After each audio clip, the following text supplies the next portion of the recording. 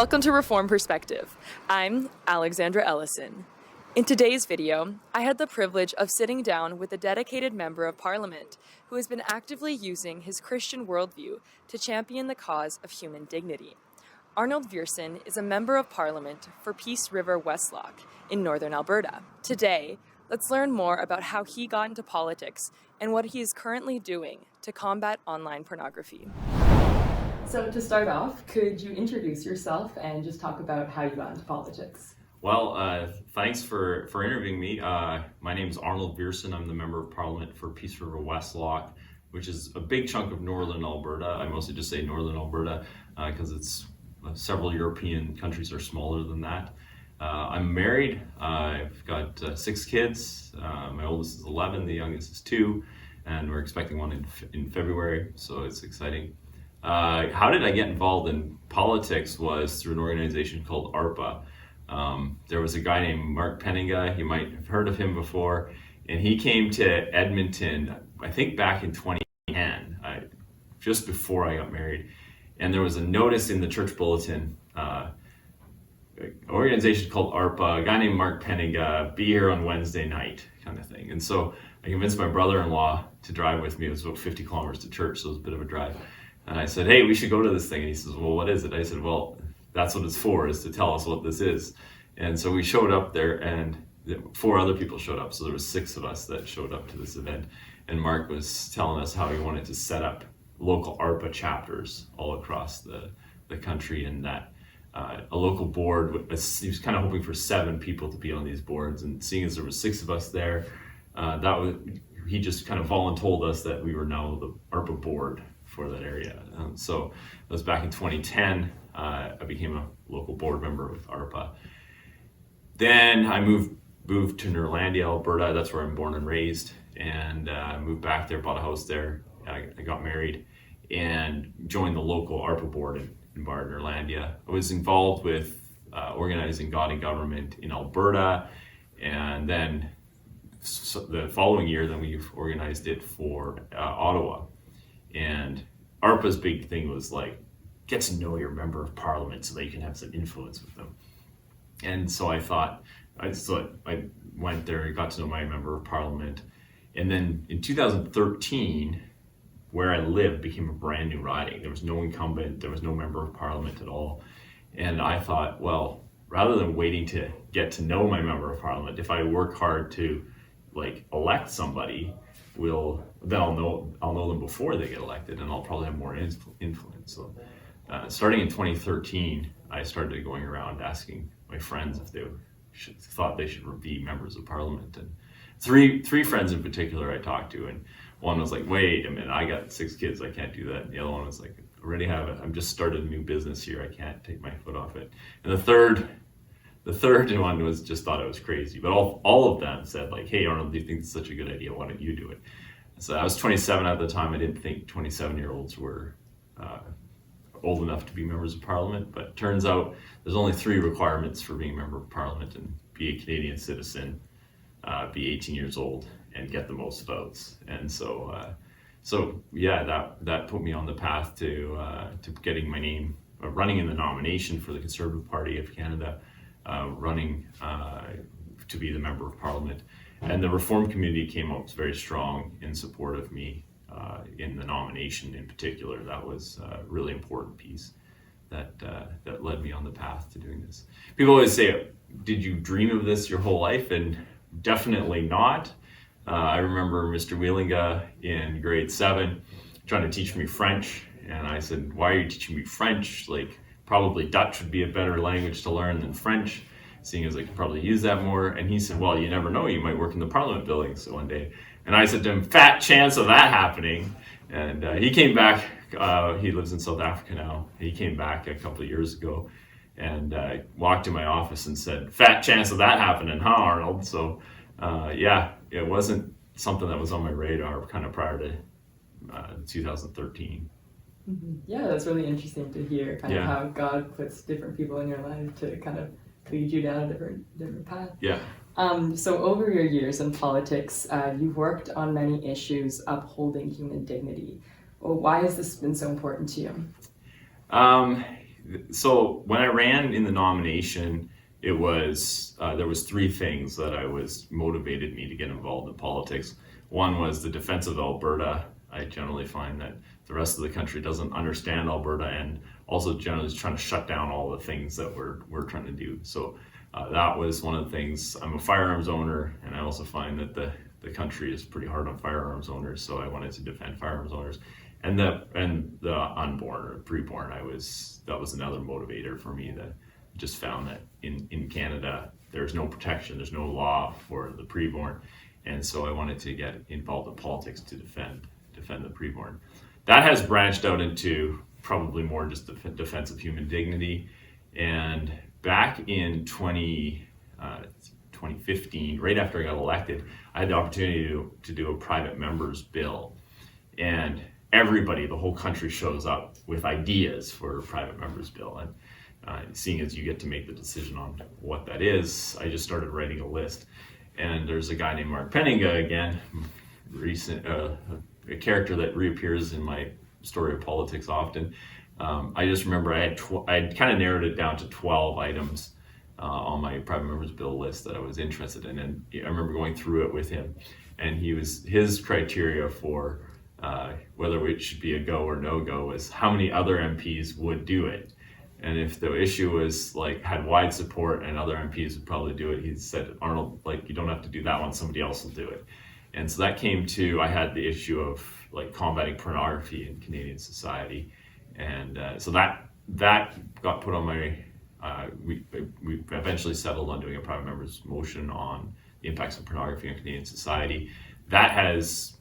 I've basically drawn together a whole bunch of groups from across the country that care about that issue and human trafficking, anti-prostitution, that area. So I've very much been, that's kind of been my niche in the world of politics. So I'm a conservative member of parliament.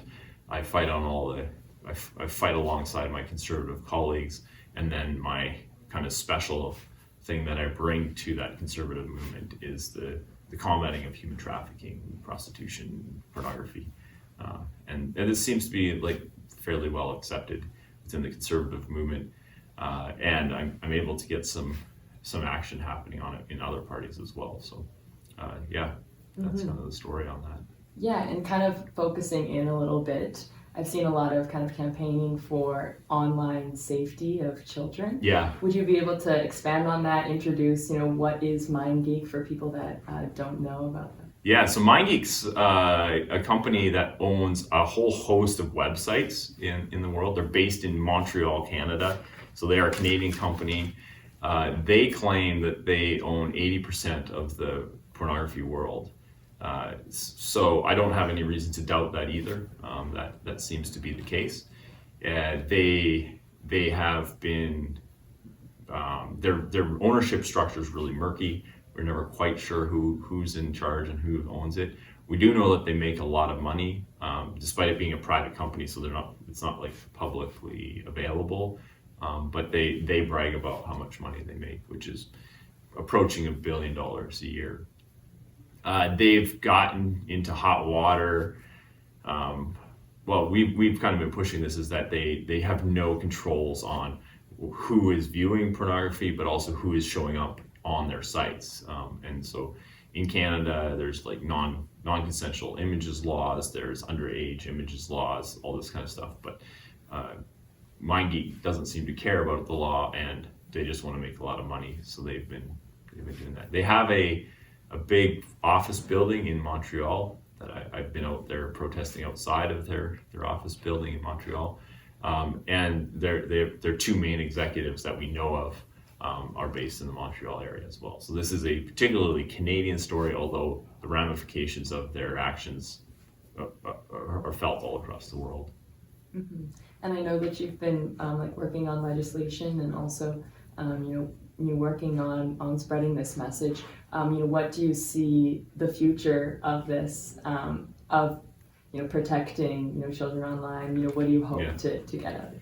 Yeah. So while my private members motion way back in 2015-16 kind of really opened the door to this discussion. I've seen of other countries, France, Germany, the UK, Australia, and then like states like California, Utah, have all really like been grappling with this as well.